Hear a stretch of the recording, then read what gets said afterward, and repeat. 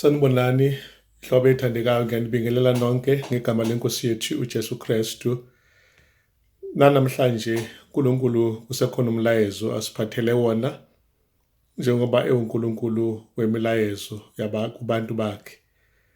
Ngeke phela uNkulunkulu ethathule angasho lutho uma konakele kangaka. Umhlaba wethu usifake ekhoneni, hlobo zami ethandekayo, sibhekene nengxaki. Le ngxaki besingayilindele ukuthi izoba kanje. Mhlaba wonke uphethwe into eyodwa, igciwane elibonakala likhula ngokwanda kwabantu eselibabambile, elikhulayo futhi nangesibalo sabantu asebeshonile. Nanxa ivaliwe inkululeko yethu yokuthi sichanase sezumathanda, kuvalwe konke, sihlezi emakhaya, ney'kole ivaliwe namavasithi njalo, kodwa kubonakala kwanda isibalo. Umlayezo wethu-ke namhlanje uthi cha bobo, uNkulunkulu usekhona, asingapheli umoya, asingapheli amandla. Usekhona uNkulunkulu, uyazi yena ukuthi kwenzakalani, uzokuqeda lokhu ngesikhathi sakhe ngendlela yakhe. Okwamanje ke sibekezele nje, silinde yena enze izinto zakhe bese susa lento ngosikhathi njengoba sengichazile.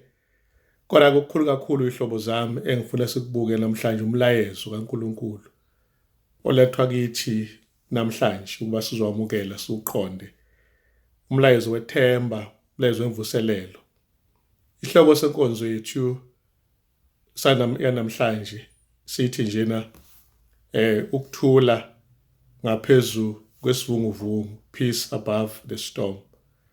Ngicela ke sifunde amazwi kaNkulunkulu wethu othandekayo ngokuloba kaMvangeli uJohane, isahluko se-14, ivesi lama-27. John 14 verse 27. Wafunda kanje: ukuthula ngikushiya kinina, ukuthula kwami nginipha khona. Akunjengokupha kwezwe, ukupha kwami. Inhliziyo yenu mayingakhathazeki, ingesabi. Mdali wethu owasidala ngobusithanda, Msindisi wethu ocebo lakhe lokusindisa lifezekile esiphambanweni, Moya Ongcwele, Mduduzi nothisha wethu, sicela uba lenkonzo uyinekela kuwe. Ngicela Nkosi umuntu ozwa lenkonzo noma kuphi la ekhona, ibe nawo umphumela nomthelelo omuhle kuye. Ibuseke lenkonzo isaqala iziphele. Nami ngicela ungibusise lapho ukhuluma ngami indaba ezwakala zengathi ingane kanzi iqiniso. Sihole ngoJesu umsesobonga nje bongaphakade. Amen. Bathandekayo enkosini yami uJesu Kristu, ngalomlayezo enguphethe namhlanje ovela ezulwini, yakumema ukuthi sondela kuNkulunkulu. uNkulunkulu wethu uJesu esesimeni senyama la emhlabeni, khuluma amazwi amaningi kubafundi bakhe bemlalele, naseyixukwini eyihlobo ayishumela kuzona emphakathini, ayishumela kuzona esolwandle seGalile, Tiberia, eshumela kuzona esesinagogeni ngamasabathi. Yonke lemlayezo yayinesikhathi nendingeko. Kodwa namhlanje uNkulunkulu ufuna ukusikhumbuza izinto azisho uJesu kubafundi bakhe la emhlabeni. Nabo bengabantu njengathi, zibaxaka izimo zokuphila njengoba zisixakile nje. Kwakufuneka bezwe amazwi ethemba, amazwi emvuselelo uNkulunkulu abanikeza wona, ayizobaphakamisa emoyeni, emqondweni, abalungisele ukubhekana nesimo. Lapha uNkulunkulu uthi ukuthula ngikushiya kunina. Bathandwa, lamazwi mahlengelele isimangaliso. Ukuthula ngikushiya kinina. Ngamanye amagama, uma ihamba eyayizulwini, ukuthula kwakho kushiye kithi. Uthi lapha ukuthula ngikushiya kinina, ukuthula kwami. uJesu is being personal here. Uthi ukuthula khona ukuthula nje okuneutral. kodwa wokwakhe. Uthi-ke lokuthula kwami ngikushiya kunina futhi nginipha khona. Umbelezi wami namhlanje uthi kuwe sihlalo esithandekayo, uNkulunkulu ekuthanda kangaka waletha uJesu vela ezulwini, wafika wazofeza icebo lokusindiswa komuntu elalimiswe mhlawumbe ngakasekelwa. UJesu waba yilelo wudlu kaNkulunkulu elahlatshwa ngabikho lo mhlaba wethu, owahlatshwa in principle noma ngomgomo ngenkathi kumiswa icebo lokuhlatshwa kwakhe. Uyahlatshwa ngo-AD 31 kanti uvele uhlatshwe ekuqaleni ngenxa yokuthi icebo lingaphambi komhlaba uqobo lwawo. Usethi kuJesu-ke ey'meni ze-coronavirus ey'bonakala zivalela abantu ezindlini, zideprive iy'ngane zesikole amathuba okufunda. Bakithi into ebuhlungu kangaka, bomile abantwana bethu bafuna ukuyofunda ey'koleni akufundeki. Yini na kuvalelekile, kuvalwe phansi thaqa iy'kole, abakwazi ukuya emanyuvesi, abakwazi ukuya ema-primary, abakwazi ukuya ema-high school. Kuyisimo esinjalo, kodwa namhlanje uthi uJesu abantwana bethu abangakhathazeki ngoba ukuthula kwakhe ukushiya nabo ubapha khona. Aqhubeke lapha uNkulunkulu athi ukuthula kwakhe kuyisimo esithile esingafani esijwayelekile. Akunje ngokupha kwezwe, ukupha kwami. uJesu uma ephakaphi njengezwe, izwe uma lipha libeka ama-conditions, ngikupha libeke manje umbandela. Izwe malipha liphinde futhi lincikisele ukuthi hey ngikuphile wena, ngakuphuca mangithanda.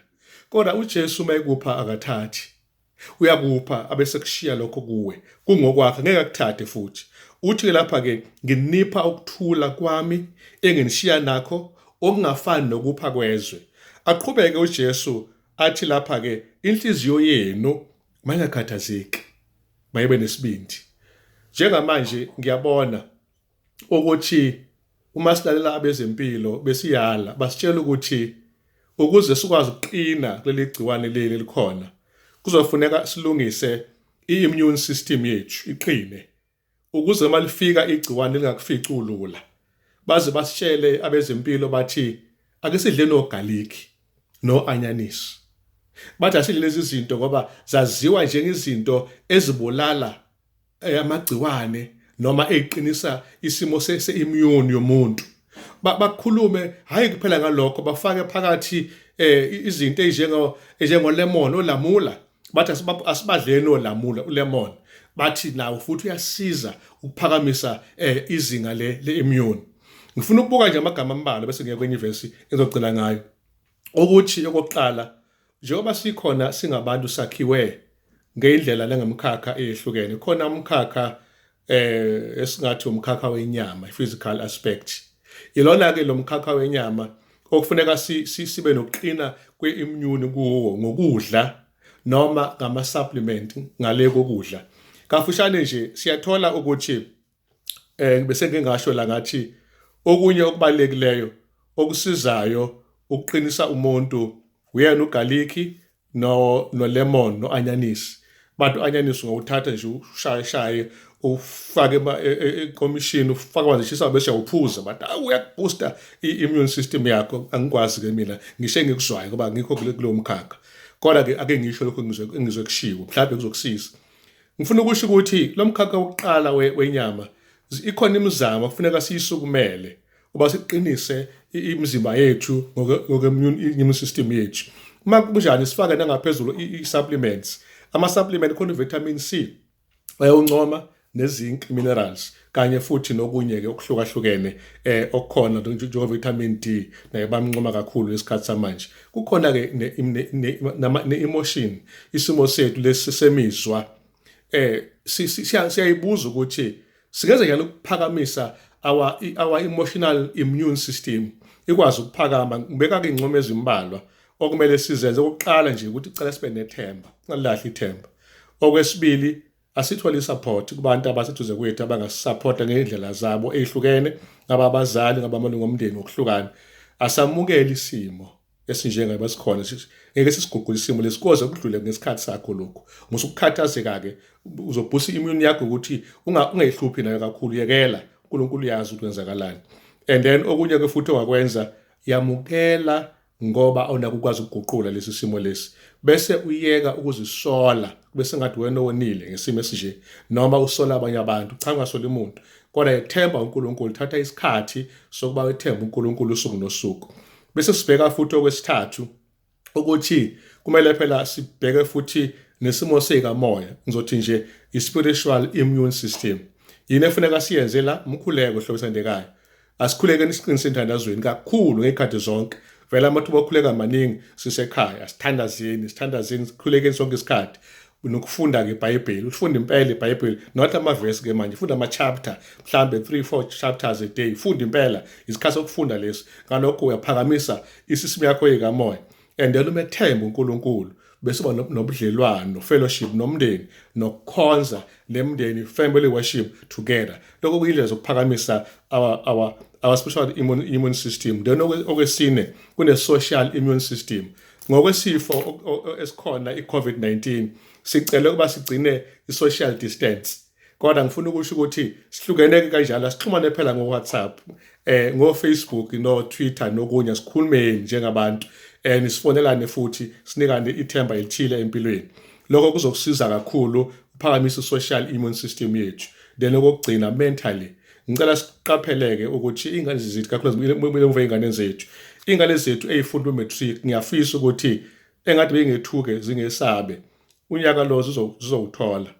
Inkosi ngeke bashiye endleleni, ibe nabo beqala phansi kwa-first year noma-ke phambili le grade R, bangena-ke bafunda grade 1 grade 12 manje, ngeke bashiye bodwa uNkulunkulu. Abangathuki abantwana bethu bazowela kulesi simo noma kanjani, uNkulunkulu uzolenza icebo, bazodlula this year, bazoqeda next year, bazobe siqala ema-university, bangashawa uvalo bese belimane nomqondo lo wabo. Cela futhi abantwana bethu abanye bezinyaka kokugcina emanyuvesi bangesabi, abanye baphakathi nendawo, bonke bangesabi. Bazali, ake sikhulume ithemba kwingane zethu, sithi ukuyimba mathi amahlombe zehlisa umoya, zingakhathazeki ngoba i-stress iyingozi kubo, anxiety ingozi kubo, kanye futhi nani ne-depression ingozi kubona abangayivumeli. Back to amavesi ethu, ithi iBhayibheli, ukuthula ngikushiya kinina, ukuthula kwami nginika khona, awunje ngokupha kwezwe, ukupha kwami. Inhliziyweni mayikhathazeki, ingesabi. Elokugcina-ke ivesi engifuna sigcine ngalo, uvesi 33 kuJohn 16, lokho ngikukhulumile kini ukuba nibe nokuthula kimi. Ezweni niyakuba lusizi, kepha yimani isibindi, mina ngilinqobile izwe. Hlobo esithandekayo, uyazi ukuthi uNkulunkulu wethu uJesu ngiyamthanda kakhulu, ngoba kukhonto ayifihlile ngaphambili kokuba lento yehle. uJesu ushilo ukuthi kuyoba khona usizo emhlabeni, siyalibona vele. Kodwa uthi uJesu osizini lwesikhathi se-COVID-19, osizini lwesikhathi se-coronavirus, uthi uJesu yimani isibindi, ngilinqobile izwe, ningasabi. Ngithi-ke namhlanje uma le nkonzo sifika ekuyigoqeni, ngigoqa ngezwi nje lokuthi uJohane sahluko 14 verse 27 noJohane sahluko 16 verse 33, amavesi nje amabili avela enkosini yakho neyami uJesu, omabili asekelana ukuthi khona ukuthula ongaphezu kwesivunguvungu. Akakubambe uThixo akuqinise, lapho ungenamandla akupha amandla, la ungenathemba akuphe ithemba, la udideka akuphe ukuthula longadideki. Lokho umthandazo wami, inkosi kubusise ngoJesu kuze bephakade. Amen. Baba osezulwini, siyabonga ukuthi le nkonzo uyisiphila yona namhlanje. Sicela ukuthula kwakho ongasiphi njengezwe, kodwa usipha ngendlela Nkosi ekhethekile. Asikubambe ukuthula kwakho Nkosi yami, usishiye khona usiphe khona. Singesabi nenxa sinosize emhlabeni, kodwa Nkosi yami singesabi ulinqobile izwe. ngoJesu busaba abantwana bakho bangesabi la bekhona, ngoJesu Nkosi yethu yakhuleka manje kuze bephakade. Amen.